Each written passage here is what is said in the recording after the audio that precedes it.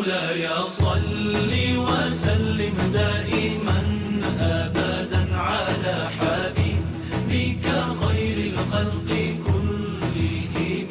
مولاي صل وسلم دائما أبدا على حبيبك خير الخلق كلهم. الحمد لله نحمده ونستعينه ونستغفره ونؤمن به ونتوكل عليه ونعوذ بالله من شرور أنفسنا ومن سيئات أعمالنا من يهده الله فلا مضل له ومن يضلله فلا هادي له ونشهد أن لا إله إلا الله وحده لا شريك له ونشهد أن محمدا عبده ورسوله. أما بعد أعوذ بالله من الشيطان الرجيم. بسم الله الرحمن الرحيم. يا بني إسرائيل اذكروا نعمتي التي أنعمت عليكم وأني فضلتكم على العالمين. صدق الله العظيم. اللهم صل على سيدنا ومولانا محمد وعلى آله وصحبه وبارك وسلم. اللهم صل على سيدنا ومولانا محمد وعلى آله وصحبه وبارك وسلم. الصلاة والسلام عليك يا رسول الله وعلى آلك وصحبك يا حبيب الله. اللہ تبارک و تعالی وحدہ لا شریک کا بے پایہ فضل و کرم اور احسان و انعام ہے کہ جس نے باعث تخلیق کائنات رحمت للعالمین شافع روز جزا حضور سیدنا محمد مصطفیٰ صلی اللہ علیہ وسلم کے مبارک وسیلہ سے ہم سب کو دولت ایمان عطا فرمائی. اللہ تبارک و تعالی کما حقہ ہم اس دولت کی قدر کرنے کی توفیق عطا فرمائے. بحمد اللہ تعالی سالانہ فیضان قرآن و حدیث کورس میں آج سے ہم تفسیر قرآن مجید کے حوالے سے سورہ البقرہ کی آیت 47 سے ہم انشاءاللہ تبارک و تعالی اس کا آغاز کر رہے ہیں. آیت 47 سے. اور اس سے پہلے بحمداللہ تعالی جتنی بھی آیات کی تفسیر بیان ہو چکی ہوئی ہے وہ ہمارے یوٹیوب چینل پر وہ تفسیر قرآن موجود ہے. جن لوگوں نے سبق کو شروع سے شروع کرنا ہو وہ وہاں سے اس کی پلے لسٹ بھی بنی ہوئی ہے، وہاں سے اس کو ایک ترتیب کے ساتھ سن سکتے ہیں. اللہ تبارک و تعالی وحدہ لا شریک نے اس آیت پاک میں بنی اسرائیل کو مخاطب کیا. کس قوم کو بولیے؟ سارے بولیے کس کو؟ بنی اسرائیل کو مخاطب فرمایا. اس کی تھوڑی تفصیل یہ جو آیت نمبر 40 ہے سورہ البقرہ کی، اس کی تفسیر میں بھی یقیناً آپ کو مل جائے گی.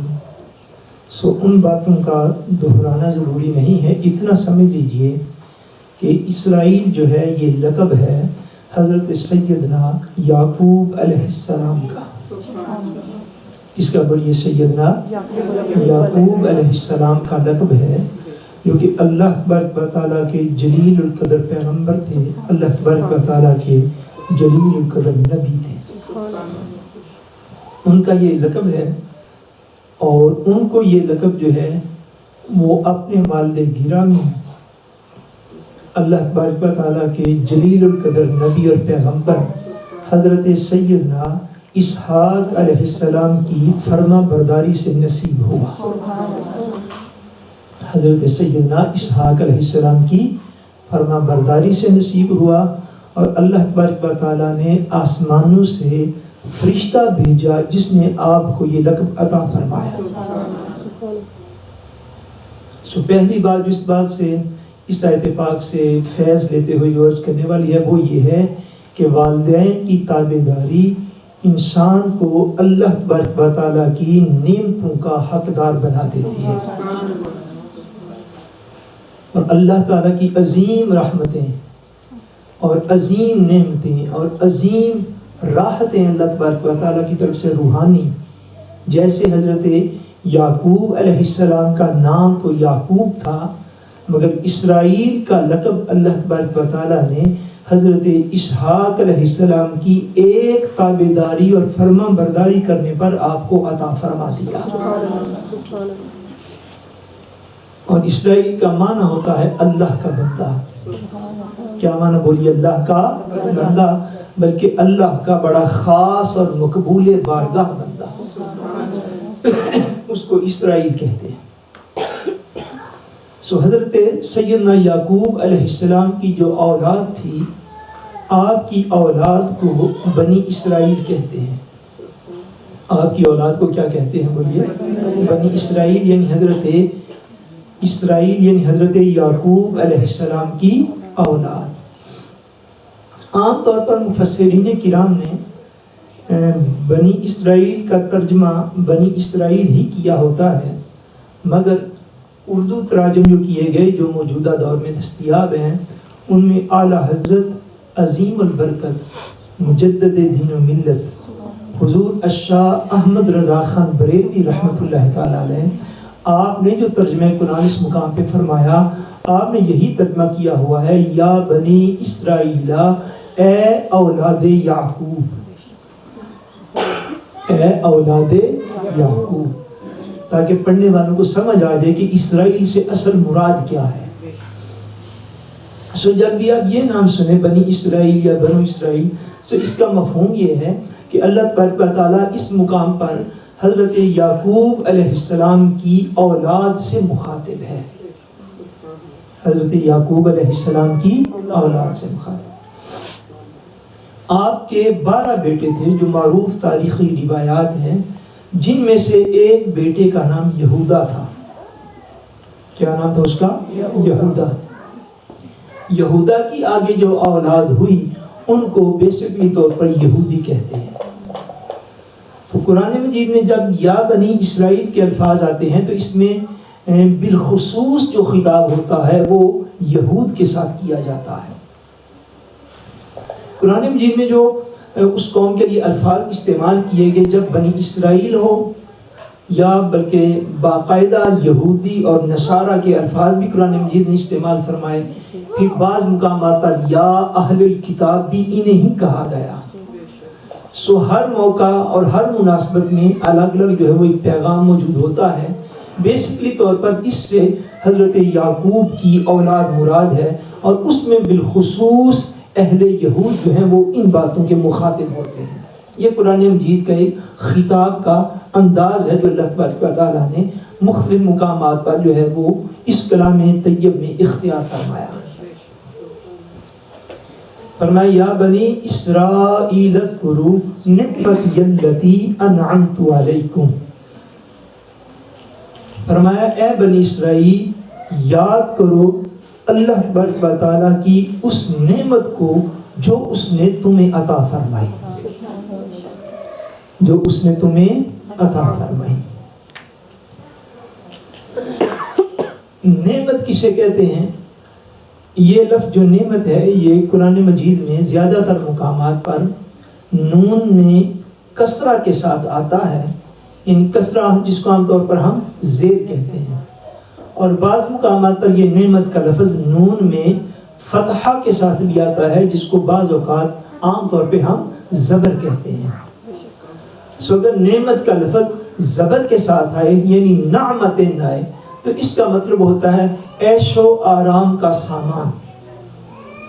کیا اس کا مطلب ہوتا ہے؟ عیش و آرام کا سامان۔ اور جب نون کے نیچے کسرہ کے ساتھ آئے یعنی نون کے نیچے زیر کے ساتھ آئے تو نعمت کا مطلب یہ ہوتا ہے ظاہری اور باطنی، بال واسطہ یا بلا واسطہ انسان کو جتنی بھی نعمتیں حاصل ہوتی ہیں ان ساری نعمتوں کا بیان ایک لفظ نعمت کے اندر آتا ہے.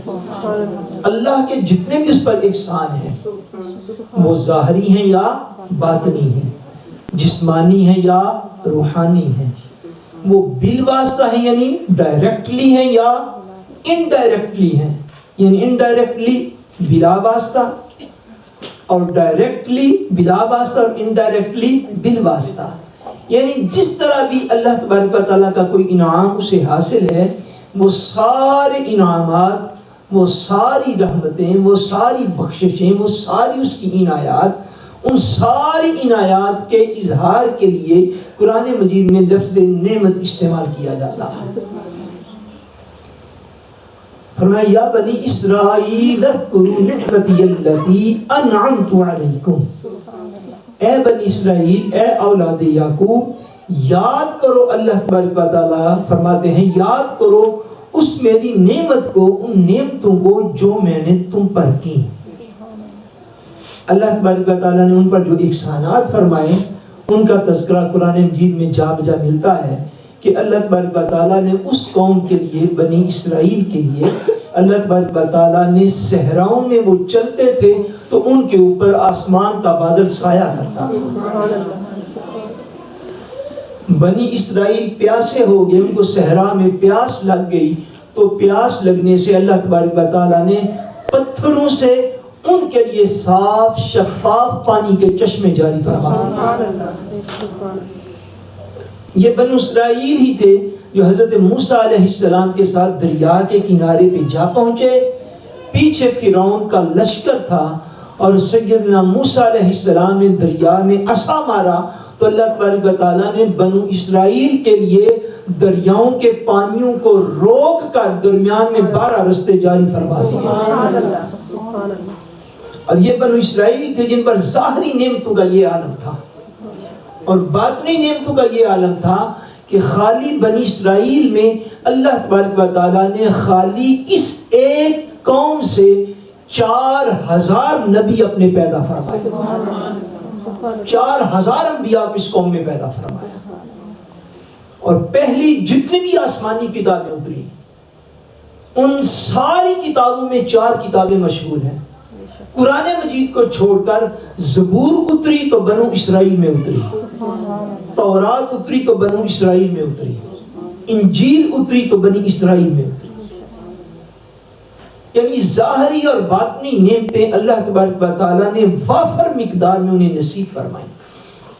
حتیٰ کہ قرآن مجید میں ایک مقام پر ارشاد فرمایا گیا بنو اسرائیل کو مخاطب فرما کے فرمایا کہ اللہ تبارک و تعالیٰ نے تم پر کتنی نعمتیں کی کہ تمہیں نبوت بھی عطا فرمائی اور بادشاہیاں بھی عطا فرمائی.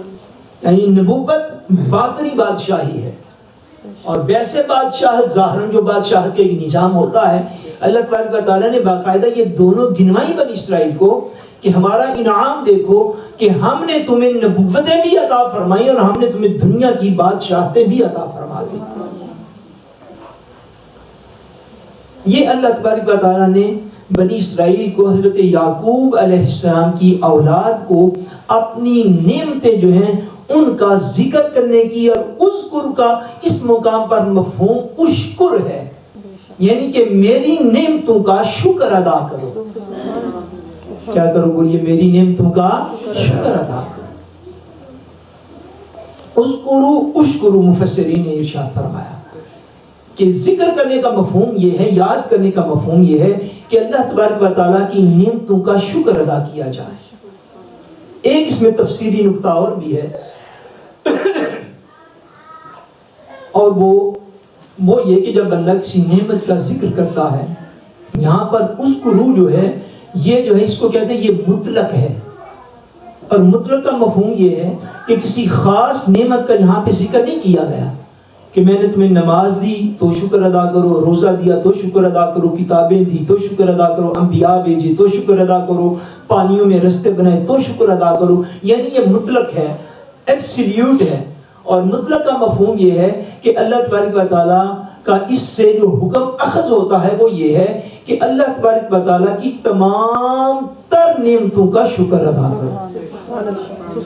اللہ تعالیٰ کی ہر نعمت کو یاد کرو، اللہ تعالیٰ کی ہر نعمت کو یاد کرو. بلکہ سورہ الضحیٰ میں آگے جا کے پھر کے فرمایا وَأَمَّا بِنِعْمَةِ رَبِّكَ فَحَدِّثْ، کہ اللہ تبارک و تعالیٰ نے تمہیں جو نعمت عطا فرمائی ہے اس کا ذکر کیا کرو. اللہ کی ناشکری نہ کرو، اللہ تعالیٰ کی نعمتوں کا ذکر کرو، اس کا شکر ادا کرو. سو اللہ تبارک و تعالیٰ نے جو بھی نعمت دی، جو بھی انعام کیا، اس کا شکر ادا کرنا. مفسرین نے باقاعدہ لکھا ہے کہ اس اذکروا کے مفہوم کے تحت کسی بھی بندے کا، کسی بھی مومن کا، حتیٰ کہ اپنی اولاد کی سالگرہ تک منانا بھی جائز ہے، کیونکہ یہ اس پر اللہ کی ایک نعمت ہے. اولاد اس کے لیے والدین کی اللہ کی ایک نعمت ہے.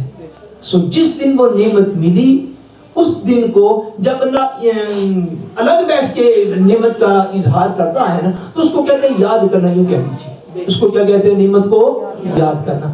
جب 4 10 15 احباب کو بلا کے اس نعمت کا ذکر کرتا ہے اس کو کہتے ہیں اس نعمت کو سیلیبریٹ کرنا. اس کو کیا کہتے ہیں؟ اس نعمت کو سیلیبریٹ کرنا. ہاں مگر یہ سیلیبریشن جتنی بھی ہے یہ ہونی دینی قواعد و ضوابط کے اندر چاہیے، یہ لازم ہے. مگر علماء نے فرمایا کہ چونکہ اولاد اللہ تبارک و تعالیٰ کی بہت بڑی نعمتوں میں سے ایک نعمت ہے، سو جس دن اولاد ملے اس دن اس نعمت کی بھی خوشی کا اظہار کیا جائے اور کرنا جو ہے اس آیت پاک اس لفظ کے تحت جو ہے وہ لوبلی ہے. سو جب میری اور آپ کی اپنی اولاد کی پیدائش کو منانا جو ہے وہ جائز ہوا تو آقا دو جہاں کے میلاد کو منانا جائز کیوں نہ ہوا؟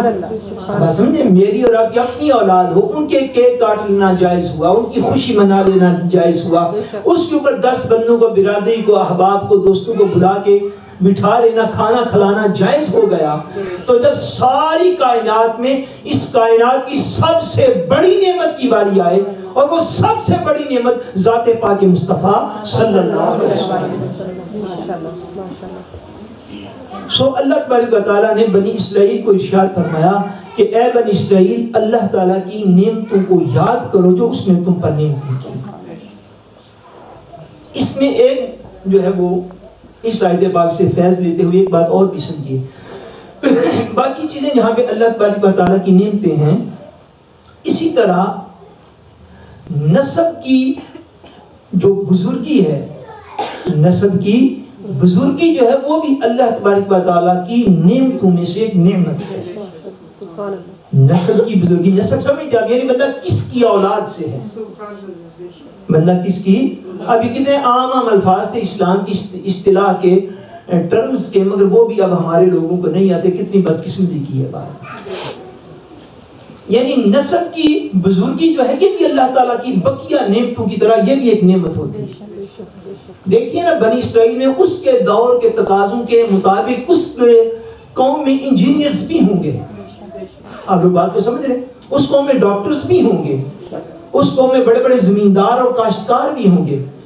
مگر جب اللہ تبارک و تعالیٰ نے اس قوم کو خطاب فرمایا تو یہ نہیں فرمایا کہ اے زمیندار ہو، یہ نہیں فرمایا اے انجینئر ہو، یوں خطاب نہیں فرمایا کہ او ڈاکٹرز، یوں بھی نہیں فرمایا او مین کائنڈ، اے انسانوں. نہیں، اللہ تبارک و تعالیٰ نے جس چیز کو بطور نعمت ان کے سامنے اظہار فرمایا وہ خطاب کیا ہے؟ یا بنی اسرائیل، اے اسرائیل، اے میرے پیارے یعقوب کی اولاد، اے میرے پیارے یعقوب کی اولاد. سو نسب کی بزرگی جو ہے یہ بھی اللہ تعالیٰ کے انعامات میں سے ایک انعام ہے. اس کی مفسرین نے اس مقام پر یہ لکھا ہے کہ جس طرح اللہ تبارک و تعالیٰ نے اس ساری قوم کو حضرت یعقوب کے ساتھ منسوب کیا اور ان کے نسب کی بزرگی اور فضیلت اور شکر اور احسان اور نعمت کے اس مقام پہ اظہار کیا، اسی طرح امت مسلمہ میں اگر 2 عالم ہوں ایک ہی جگہ پر ایک ہی جیسے، ایک عالم ہو مگر غیر سید ہو اور ایک عالم ہو مگر سید ہو، تو سید عالم کو غیر سید عالم پر فضیلت حاصل ہے، اس لیے کہ غیر سید عالم تو ہے مگر اولاد رسول نہیں ہے. کیونکہ بنی اسرائیل کی فضیلت بھی اس لیے تھی کہ وہ ایک نبی کی اولاد تھے، وہ ایک نبی اور رسول کی اولاد تھے. اس مناسبت سے انہیں خطاب کیا گیا. یوں نہیں فرمایا گیا کہ اے اس قوم کی جتنے بھی انجینئر اکٹھے ہو جو، نہیں، فرمایا یا بنی اسرائیل، اے میرے پیارے یعقوب کی اولاد، اے میرے پیارے یعقوب کی اولاد. اسی طرح دو ولی ہوں، ایک ولی ہو مگر غیر سید ہو، اور ایک ولی اور متقی صالح ہو اور سید ہو. رسول کریم صلی اللہ علیہ وسلم کی اولاد پاک سے ہو تو سید ولی اور صالح متقی جو ہے وہ غیر سید متقی سے زیادہ افضل اور اعلیٰ ہوتا ہے. جیسے اللہ تبارک و تعالیٰ نے سارے جہان کے اولیاء سے اگر ہمارے علاقے میں ممتاز کیا تو حضرت سید علی حجویری المعروف داتا گنج بخش کو ممتاز کرتا. بات سمجھے؟ اور صحابہ کرام تابعین، صحابہ کرام کے بعد سے لے کر تابعین سے لے کر آج تک اللہ تبارک و تعالیٰ نے اگر تقویٰ میں سرفراز فرمایا تو جس شخص کو سید السادات کہا گیا اور قطب الاقطاب کہا گیا اور غوث الالیاس کہا گیا وہ حضور سیدنا غوث العظم شیخ عبد القادر جیلانی رحمۃ اللہ تعالی. سو یہ جو نسب کی بزرگی ہے یہ اللہ تبارک و تعالیٰ کی نعمتوں میں سے ایک نعمت ہے. اور جب جو قرآن مجید میں خطاب کیا جاتا ہے یا بنی اسرائیل، اس کا ایک مفہوم یہ بھی ہے کہ بنی اسرائیل کو یہ خطاب کر کے یاد کروایا جا رہا ہے، یاد تو کرو تم اولاد کس عظیم انسان کی ہو، یاد تو کرو. اب سادات کو بھی یہ بات یاد رکھنی چاہیے اور ذہن میں رکھنی چاہیے کہ یاد تو کرو تم کس عظیم نسب کے ساتھ تعلق رکھنے والے ہو.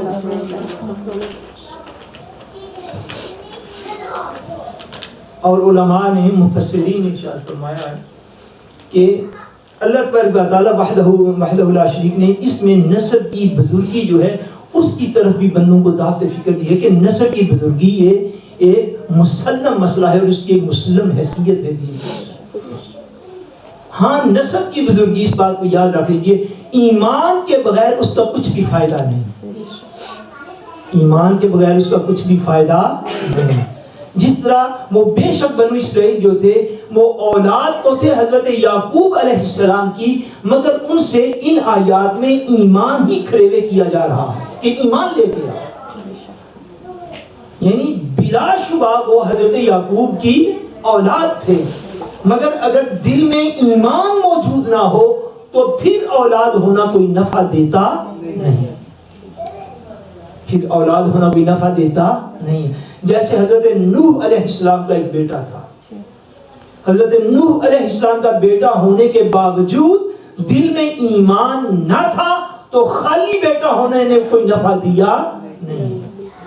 جس طرح یہ سارے بنو اسرائیل تھے حضرت یعقوب کی اولاد تھے، مگر آقا دو جہان نبی کریم صلی اللہ علیہ وسلم کی بعثت کے بعد، حضور کے تشریف لانے کے بعد انہوں نے حضور کو نہ مانا تو حضور کا انکار کرنے کے بعد، ایمان قبول نہ کرنے کے بعد کسی بھی نبی کی اولاد سے ہونے نے ان کو کوئی بھی نفع دیا نہیں، کوئی بھی نفع دیا نہیں. بعین نہیں، بلا تشبیہ و بلا مثال. آج بھی بات اسی طرح ہے. اگر کوئی بندہ خدا نہ خواستہ اولاد سیدنا امام حسن رضی اللہ تعالیٰ عنہ میں سے ہو یا اولاد حضرت سیدنا امام حسین رضی اللہ تعالیٰ عنہ میں سے ہو، مگر بالفرض ہم فرض کر لیتے ہیں مگر وہ مرزائی ہو جائے، قادیانی ہو جائے، مرتد ہو جائے تو اس کو سید کہنا تو دور کی بات مسلمان کہنا بھی جائز نہیں ہے.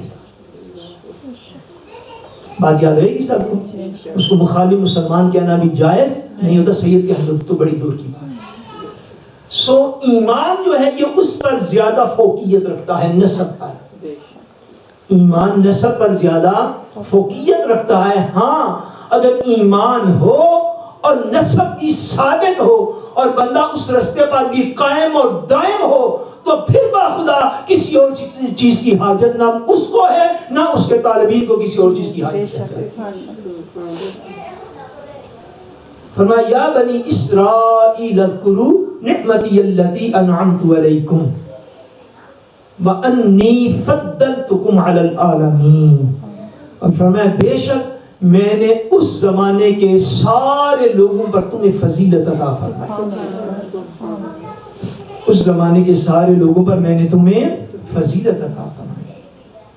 یعنی جس طور کے بنو اسرائیل کو اللہ تبارک و تعالی، یعنی آپ یوں اس بات کو سمجھ لیجئے کہ حضور علیہ السلام پر جب قرآن کی نازل ہوا اس وقت جو بنو اسرائیل موجود تھے ان سے بظاہر خطاب کیا جا رہا ہے، مگر فضیلت ان کی ثابت ہو رہی ہے جو حضرت موسیٰ علیہ السلام کے دور میں موجود تھے۔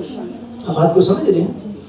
فرمایا کہ اس دور میں وہ جو بنی اسرائیل تھے وہ سارے اپنے دور کے لوگوں سے بہتر تھے، اور میں نے تمہیں دیگر لوگوں پر فضیلت عطا فرمائی تھی، بادشاہتیں عطا فرما کے اور نبوتیں عطا فرما۔ آگے اللہ تبارک و تعالیٰ وحدہ لا شریک فرماتے ہیں وَاتَّقُوا، یہ آیت نمبر 48 ہے، 48 نمبر آیت۔ فرمایا وَاتَّقُوا يَوْمًا لَا تَجْزِي نَفْسٌ عَن نَفْسٍ شَيْئًا، فرمایا اور ڈرو اس دن سے جب کوئی بھی شخص کسی شخص کا بدلہ نہیں ہو سکے گا، وَلَا يُقْبَلُ مِنْهَا شَفَاعَةٌ، اور نہ کسی بھی شخص کی اللہ کی اجازت کے بغیر شفاعت کی جا سکے گی، وَلَا يُؤْخَذْ مِنْهَا عَدْلٌ، اور نہ ہی کسی شخص سے کوئی معاوضہ یا فدیہ جو ہے وہ قبول کیا جائے گا، وَلَا هُمْ يُنصَرُونَ، اور نہ ہی ان کی کوئی مدد کی جائے گی۔ چونکہ اس میں خطاب جو ہے یہ بنو اسرائیل سے ہو رہا ہے پہلی آیت پاک میں، اور جب یہ آیات کا نزول ہوا اس وقت یہ بنو اسرائیل سازگار مومن نہ تھے، حضور کا انکار کرنے کی وجہ سے یہ کافر ہو چکے ہوئے تھے۔ اب یہ آیت پاک حصہ یہ یاد رکھ لیجیے، اس میں جتنی بھی چیزیں بیان کی گئیں اس میں مفسرین نے فرمایا کہ نفس سے مراد جو ہے وہ کافر ہے۔ کون مراد اسے بولیے؟ کافر ہے۔ فرمایا وَاتَّقُوا يَوْمًا لَا تَجْزِي نَفْسٌ عَن نَفْسٍ، فرمایا ڈرو اس دن سے کہ جس دن کوئی بھی جان کسی دوسری جان کا بدلہ نہیں ہو سکے، جس دن کوئی شخص یہ نہیں کہہ سکے گا کہ فلاں دنیا میں میرا بڑا دوست تھا، فلاں میرا بڑا رشتہ دار تھا، فلاں کے ساتھ میرا بڑا تعلق تھا، آج وہ جہنم میں جانے والا ہے تو اس کی جگہ پہ مجھے بھیج دیا جائے اور اس کو چھوڑ دیا جائے۔ فرمایا ایسا اس دن ہوگا نہیں، ایسا نہیں ہو سکے گا۔ وَلَا يُقْبَلُ مِنْهَا شَفَاعَةٌ، اور نہ ہی فرمایا کافروں کے لیے کوئی شفاعت اور کوئی سفارش ہوگی۔ اب یوں سمجھ لیجیے پہلے بات کا مفہوم، بالفرض اگر ایک شخص کافر ہوا اور کفر پر دنیا سے مر گیا، کافر مشرک ہوا اور شرک اور کفر پر دنیا سے مر گیا، مگر اس کی اولاد مسلمان ہو گئی، مگر اس کی اولاد کو کیا ہوا؟ وہ مسلمان ہو گئی۔ اب اس کی مسلمان اولاد اپنے کافر باپ دادا کو قیامت والے دن کوئی بھی بدلہ دے سکے گی نہیں۔ فرمایا اے کفار مشرکین ڈرو اس دن سے جس دن کوئی بھی جان کسی دوسری جان کا بدلہ نہیں ہو سکے گی۔ وَلَا يُقْبَلُ مِنْهَا شَفَاعَةٌ، اور فرمایا نہ ہی ان کو جو ہے وہ شفاعت جو ہے ان کی قبول کی جائے گی، نہ ہی کسی شخص کی کوئی بھی شفاعت قبول کی جائے گی، کوئی سفارش جو ہے وہ قبول نہ کی جائے گی۔ وَلَا يُؤْخَذْ مِنْهَا عَدْلٌ، نہ ہی ان میں بدلے میں ان سے کوئی نہ کوئی فدیہ لیا جائے گا۔ فرمایا ایسی بھی کوئی بات نہیں کہ کوئی بندہ یہ کہے کہ آج ساری کائنات کی دولت لے لی جائے اور مجھے چھوڑ دیا جائے، فرمایا ایسا نہیں ہوگا اس دن۔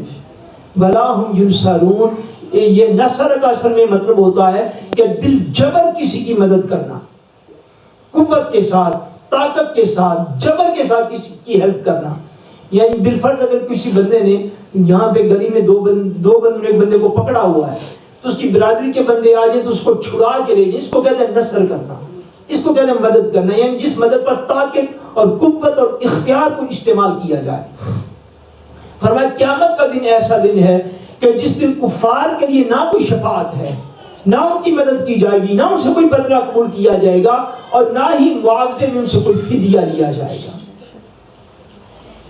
اب اس آیت پاک کا یہ مفہوم قطعاً نہیں ہے کہ اللہ تبارک و تعالیٰ اہل ایمان کو بھی شفاعت عطا نہیں فرمائے گا، ایسا مفہوم نہیں ہے۔ اہل ایمان کے لیے شفاعت اور سفارش ہوگی، مومنوں کے لیے شفاعت اور سفارش ہوگی، بلکہ مومنوں کے لیے شفاعت اور سفارش ہوگی۔ جیسے اللہ تبارک و تعالیٰ نے فرمایا آیت الکرسی میں فرمایا من ذا الذی یشفع عنده الا باذنہ، فرمایا کون ہے وہ، کس میں ہے اتنی ہمت، کس میں ہے اتنی طاقت، من ذا الذی یشفع، کون ہے جس کی بارگاہ میں شفاعت کر سکے، ہاں الا باذنہ، سوائے اس کی اجازت کے، سوائے اس کی، یعنی کچھ لوگوں کو وہ اپنے کرم کے ساتھ اجازت عطا فرما دے گا، کچھ کے اوپر اتنا کرم فرمائے گا کہ ان کو اس کی بارگاہ میں شفاعت کرنے کی اجازت ہوگی۔ فما تنفعها شفاعت الشافعین، سورہ مدثر میں ارشاد فرمایا، فرمایا ان کافروں کو شفاعت کرنے والوں کی شفاعت کوئی نفع نہیں دے گی، شفاعت کرنے والوں کی شفاعت کافروں کو روز محشر کوئی نفع نہیں دے گی، یعنی جن کو شفاعت سے، سفارش سے نفع نہیں پہنچے گا وہ کفار ہیں۔ وہ کون ہے بولیے؟ وہ کفار ہیں۔ رہے مومن تو مومنوں کو اللہ تبارک و تعالی صالحین کی، اولیاء کرام کی، نابالغ فوت شدگان بچوں کی، اور اس کے بعد صحابہ کرام کی، اہل بیت اعظام کی، انبیاء کرام کی اللہ تبارک و تعالی شفاعت اہل ایمان کو نصیب فرمائے گا۔ قرآن مجید میں شفاعت کے اسباب پر، یعنی شفاعت امر حق ہے قیامت والے دن، اس میں کم و بیش 50 سے زائد آیات سے اس کا استدلال کیا جا سکتا ہے، اور شفاعت کی کچھ تقریباً 49 قسمیں ہیں شفاعت کی، جن جن طریقوں سے مومنین کی شفاعت کی جائے گی، جس میں ایک ہے جیسا کہ آقا دو جہاں صلی اللہ علیہ وسلم نے خود ارشاد فرمایا من زار قبری وجبت لہو شفاعت، فرمایا جس نے بھی میری قبر کی حالت ایمان میں زیارت کر لی، اس کی شفاعت کرنا میرے اوپر قیامت والے دن واجب ہوگا۔ یعنی مومنین کے لیے شفاعت اور سفارش ہوگی اللہ کریم کی بارگاہ میں، مگر کفار کے لیے فرمایا، ان سے بنی اسرائیل سے مخاطب ہو کے فرمایا ڈر جاؤ اس دن سے جس دن کوئی شخص کسی کو بدلہ نہیں دے سکے گا، نہ ہی ایک شخص کے بدلے میں دوسرے شخص کو قبول کیا جائے گا، نہ ہی شفاعت قبول کی جائے گی، نہ ہی کوئی اور معاوضہ فدیہ قبول کیا جائے گا، اور نہ ہی تمہارا کوئی مددگار ہوگا۔ سو اللہ تبارک و تعالی وحدہ لا شریک ہم سب کو قرآن مجید کا درست فہم نصیب فرمائے، اور ہم سب کا خاتمہ بالایمان فرمائے۔ وما علینا الا البلاغ المبین۔